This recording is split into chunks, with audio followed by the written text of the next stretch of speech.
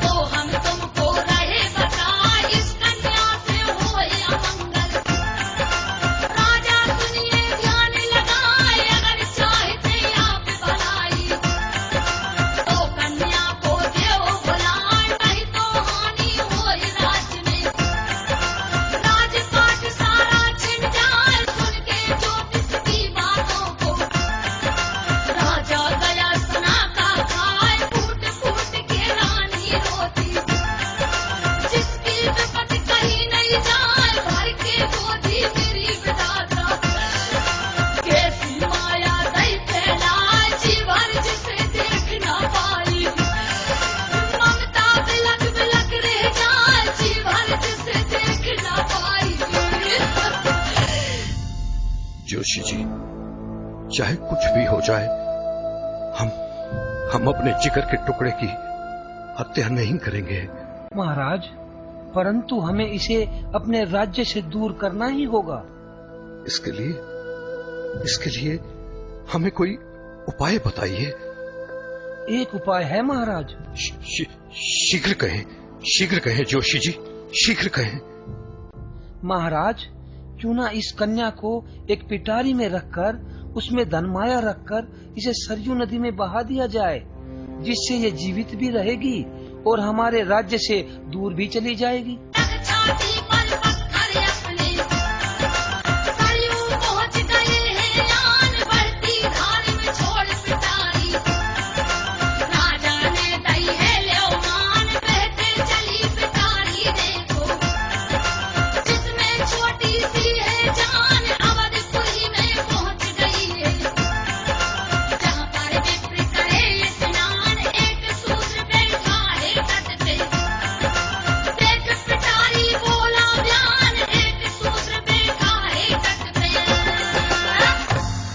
अरे पंडित जी, देखो तो, वहाँ से कुछ बहकर आ रहा है। दूर से तो संदूक जैसा दिखाई पड़ रहा है। अरे भाई, मैं अकेला तो इसे खींच नहीं सकता। अगर आप मेरी मदद करें तो हम दोनों उसे निकाल सकते हैं। परंतु पंडित जी, उस पेटी में जो भी होगा उसे बराबर आधा आधा बांटना होगा। अरे भाई, पहले उसे निकालें तो सही, फिर बांट लेंगे।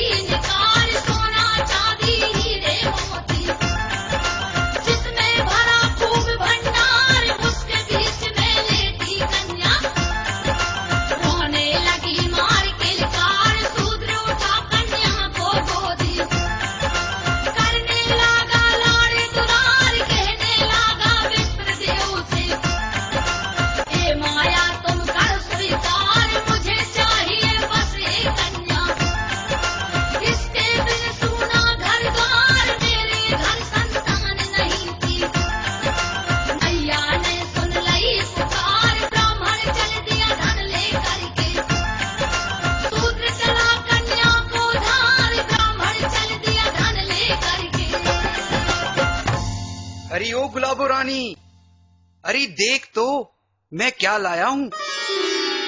हाय दैया, अरे किसका बच्चा उठा लाए हो जी? किसका बच्चा? अरे ये अपना बच्चा है। सरयू मैया की कृपा से हमें ये कन्या प्राप्त हुई है। देख तो कितनी सुंदर है।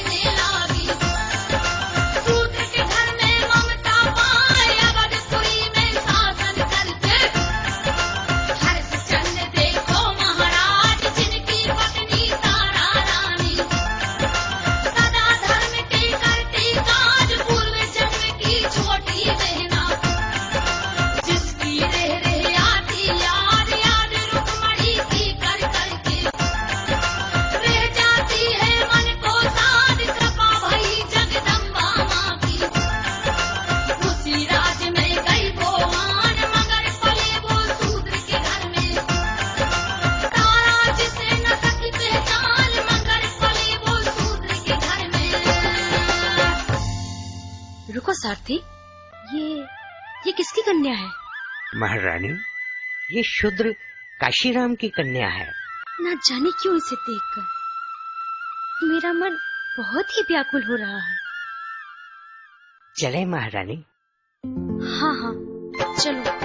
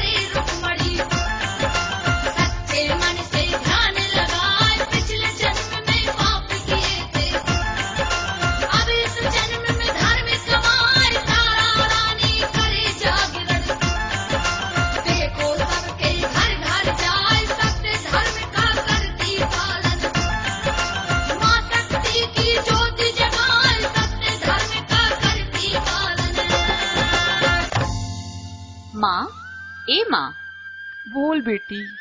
माँ, मैं भी माता रानी का जागरण करना चाहती हूँ। अरे बेटी, अपने घर में कौन जागरण कराएगा? अपन ठहरे शूद्र जाति के। कुछ भी हो माँ, मैं माता का जागरण करा के रहूंगी।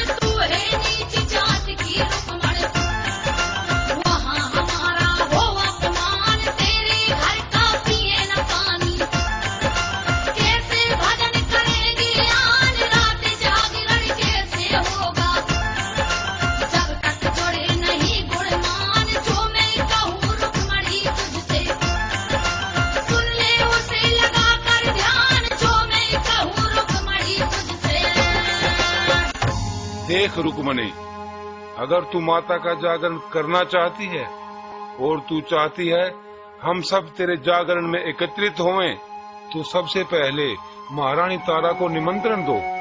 अगर वो तेरे जागरण में आने को तैयार हो जाएंगी तो हम सब भी तैयार हो जाएंगे। ठीक है, मैं सबसे पहले महारानी तारा को ही निमंत्रण देकर आती हूँ।